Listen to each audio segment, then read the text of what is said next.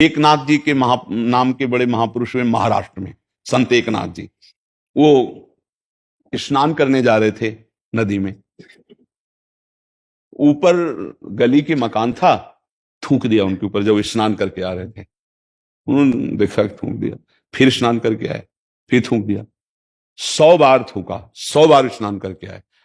अब वो उतर के नीचे आया, चरणों में ले गया, क्षमा करो मुझे, मैं नहीं जानता था कि आप इतने महान हैं।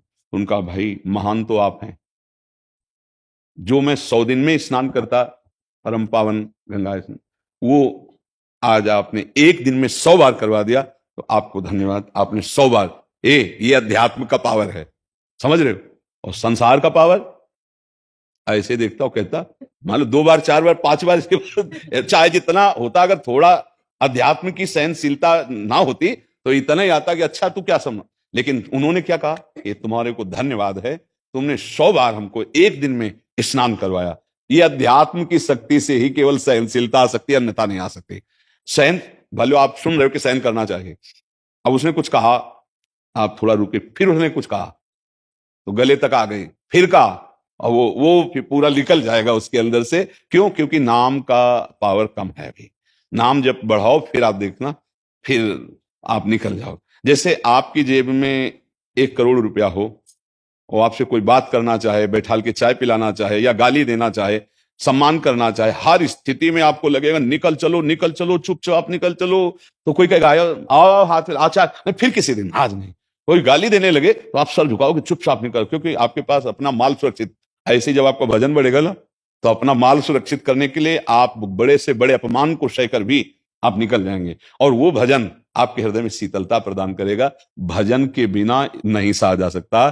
थोड़ी देर बुद्धि लगाओगे, इसके बाद हार जाएगी बुद्धि और एकदम बम फूट पड़ेगा। जो रोक रहे थे ना, देखा हमने बहुत सीधे सरल आदमी को भी जब आप 10-20 बार टॉर्चर करोगे वचन का, तो सहेगा, तो सह नहीं रहा, वो इकट्ठा हो रहा है। और फिर जब उसका बांध टूटा तो हमने देखा कि ये तो बोलना नहीं जानता था, वो ऐसा बोला कि हिला के रख दिया पूरा थर्रा के। तो वो क्या हुआ, वो धीरे धीरे रोकना चाहता था, रोक रहा था, तो वो सब इकट्ठा हो रहा था, डिलीट कर नहीं पाया। ज्ञान इतना है नहीं कि उसे नष्ट कर दे। तो जब इकट्ठा हुआ तो बम बन के फूटा, फिर जो उसका विकराल रूप आया, वही सबका होता है। तो ये तब रुकेगा जब भजन है। भजन के बिना नहीं रुक सकता, बुद्धि को समझाने से नहीं रोका जा सकता। जैसे आप लोग या कोई भी जानते हो ये पाप है, फिर क्यों करोगे, पर आप कर लेते हैं, क्योंकि बुद्धि को रोकने की पावर शक्ति नहीं रह गई, वो भजन से आएगी। देखो, बात सुना तो बुद्धि में पावर शक्ति आई, रोक दिया। देखो, बात मानने के लिए तैयार हुए, तो अब ये नशे ऐसे हैं कि छोड़ना बहुत कठिन था। लेकिन देखो, आपकी निष्ठा सत्संग सुनने से बन गई ना, तो नाम जप करोगे तो कितना लाभ मिलेगा, कितने बलवान बन जाओगे। तो हमें लगता है नाम जप और बढ़ाया जाए, और कोई हमसे गलत बात ना होने पावे, कोई गलत वाणी से, गलत चिंतन, गलत शरीर से। तो हमारा नाम जब सुरक्षित रहेगा तो हृदय शीतल रहेगा, तो कोई गाली भी दे, हृदय ठंडा है तो गुस्सा नहीं आएगा।